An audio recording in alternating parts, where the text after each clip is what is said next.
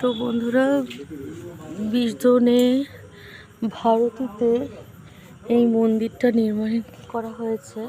তো মন্দিরটা এত সুন্দর, তোমরা শুধু দেখো, তোমাদেরকে পরিবেশটা দেখাই, কি ভালো লাগছে। দেখো দেখো এত সুন্দর পরিবেশ এইখানটায়, মানে তোমাদের এত ভালো লাগবে। ভীষণ সুন্দর পরিবেশ, দেখো দেখো দারুণ সুন্দর পরিবেশ। ও, এখানে মন্দিরের বাইরে আমার জুতোগুলো আমি খুলে রেখেছি, জুতোগুলো পরে নিই। এবার আমরা এখান থেকে চলে যাব বাড়ি।